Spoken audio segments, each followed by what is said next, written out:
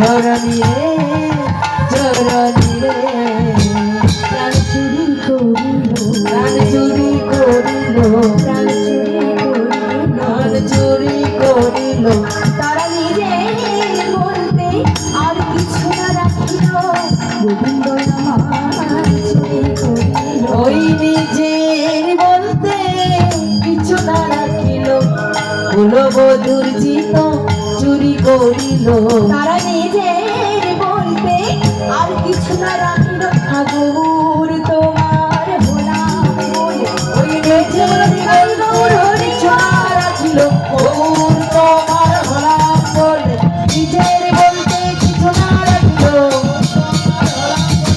নিজের বলতে কিছু না রাখিল গৌর তোমার হলাম বলে কুলবধূর চিত চুরি করিল। আজকে ভগবান কৃষ্ণচন্দ্র আমার বৃন্দাবনে গিয়ে বংশীধ্বনি করেছে। আর বৃন্দাবনের মাঝে এত সুন্দরী সুন্দরী রূপবতী গুণবতী এত ভালো ভালো নারীরা তারা কি করলো, তারা নিজেদেরকে আর ঘরের মধ্যে রাখতে পারলো না।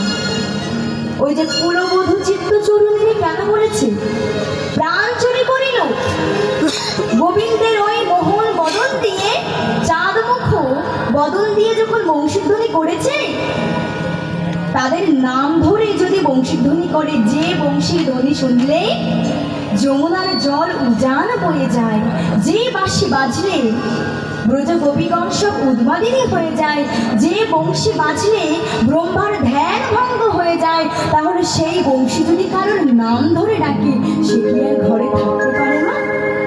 থাকতে পারে না। গোবিন্দ যখন সেই সমস্ত গোপীদের নাম ধরে ডাকলো, তারা ভালো করে সাজসজ্জা সেজে, রাত তখন এখন কটা বাজে? 2টো বাজে। মনে করুন এই 2টোর সময় যদি কোনো বাড়ির সুন্দরী বউ ভালো করে সাজসজ্জা সেজে বাড়ির থেকে বেরোতে যায়, তাদের স্বামীরা বাধা দেবে না? তা বৃন্দাবনে এটাই ঘটেছে। তারা যখন ভালো করে সাজসজ্জা সেজে যখন বেরোতে যাবে, তাদের স্বামীরা বলছে, এই গোপী আধি রাত্রে কাহা যাও তুমি? বৃন্দাবনের মাঝে সেখানে তো আর বাংলা চলবে না, সেখানে সব হিন্দি ভাষা, সেখানে সব ব্রজবলি ভাষা ব্যবহার করা হয়। বলছে, এই গোপী এত রাতের বেলা তুমি কোথায় যাচ্ছ? তখন বলছে, গো স্বামী তুমি আজ আমাদের আর বাধা দিও না। বলে, কেন কি হয়েছে? ওই দেখো পরাণ গোবিন্দ আমাদের নাম ধরে ডাকছে। কি কাহা পর এক ছোকরা বাঁশুরি বাজনে ওয়ালা ও भी শুনে ঈদ রাত সে নিকাল পারে। ছি ছি ছি ছি ছি। মানে বলছে কোথাকার এক নন্দের বেটা কেলোচ্ছে না, সে তোমাদের নাম ধরে বংশীধ্বনি করছে, আর তাই শুনে এত রাতের বেলা তোমাদের যাওয়ার ইচ্ছে হয়েছে? এই কে কোথায় আছিস? মোটা মোটা গরুর দড়িগুলো নিয়ে আয়।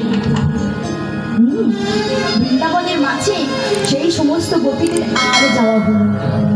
তাদেরকে সেই গরুর মোটা মোটা দড়িগুলো দিয়ে ভীষণ বড় বড় গাছের গায়ে আষ্টে পিষ্টে বেঁধে রাখলো।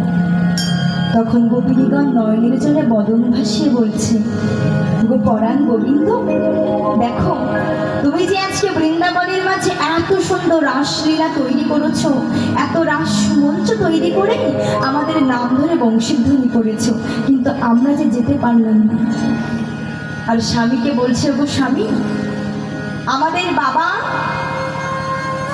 বাবা তোমার হাতে আমাকে সঁপে দিয়েছে, তুমি হলে আমার পতি, কিন্তু আমি যে যার বংশীধ্বনি শুনে যাওয়ার চেষ্টা করছি তিনি হলেন জগৎপতি, অর্থাৎ তিনি আমাদের সবার প্রতি পরমেশ্বর। তুমি আমাদের বাধা দিও না। কোনো কথা তারা শুনলো না। গোপীদেরকে সেই দড়ি দিয়ে আষ্টে পিষ্টে বেঁধে রাখলো।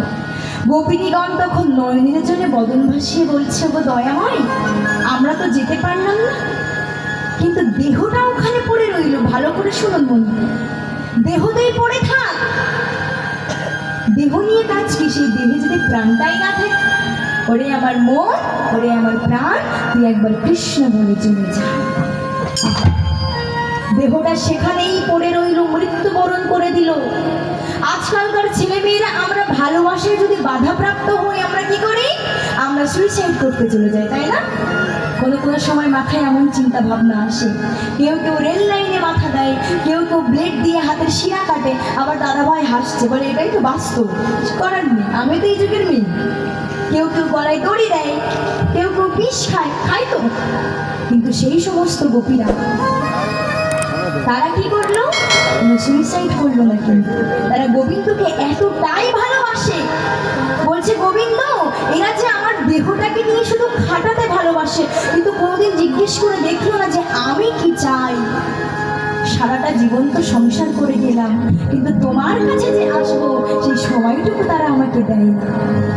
তাই ওরে আমার মন, ওরে আমার প্রাণ, তুই একবার কৃষ্ণ বলে চলে যা, আর দেহ তুই ওখানে পড়ে থাক। দেহ ওখানে পড়ে থাকলো, স্ব ইচ্ছায় স্বেচ্ছায় মৃত্যুবরণ করে দিল, আর মনটাকে প্রাণটাকে পাঠিয়ে দিল গোবিন্দের রাতুল রাঙা চরণে। প্রেম সে বলো নিতাই হরি বল, হরি বল। তাহলে এই হলো এক ধরনের গোপী। এইবার আমরা আরো এক ধরনের গোপী দেখব, যারা গোবিন্দের কাছে যাচ্ছে কেমন করে। গোপী ধাই বনে গোপী, গোপী ধাই বনে, গোপী ধাই বনে গোপী, গোপী ধাই বনে, গোপী ধাই বনে গোপী, গোপী ধাই বনে। আরে বিরসিত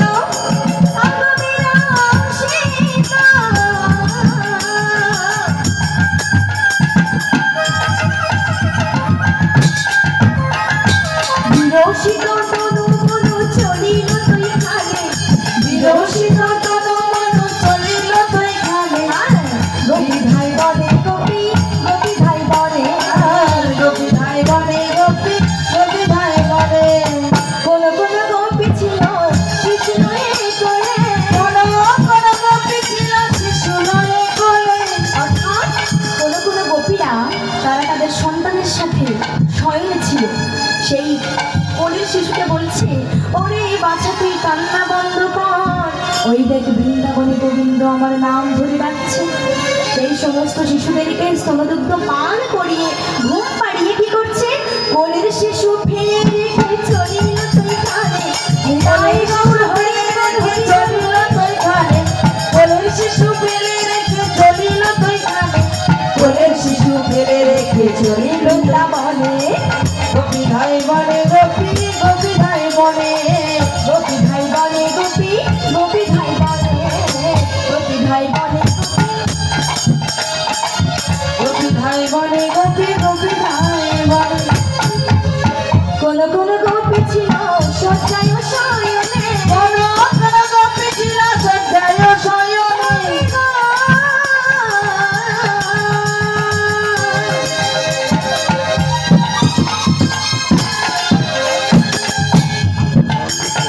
ও গোপী,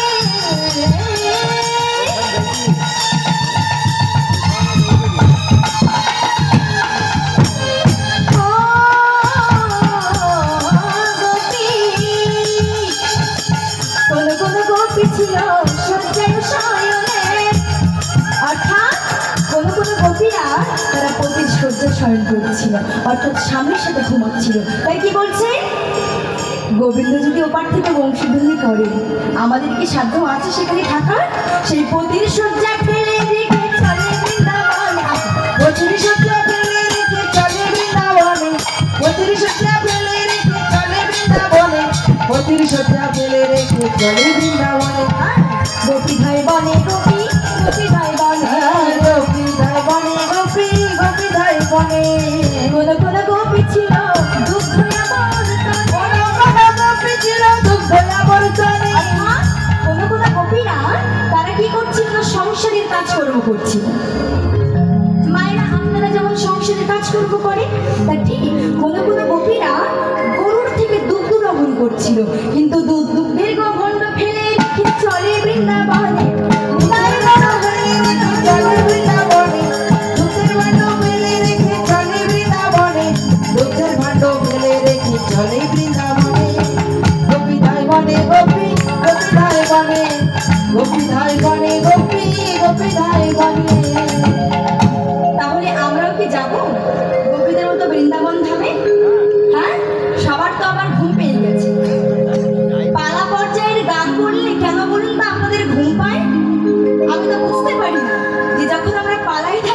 অর্থাৎ পদ পদাবলী গায় তখন অনেকের অনেক কষ্ট হয়, বেশ ভালো লাগছে না শুনতে। কিন্তু যখন একটু বৃন্দাবনী ভজন বা একটু বিভিন্ন রকম গান গাওয়া হয় তখন আবার যেন সেই ঘুমটুম ভেঙে গিয়ে চেতনাটা ফিরে আসে, তাই তো? একবার কৃষ্ণ বলে সবাই মিলে হাতে করতালি দিয়ে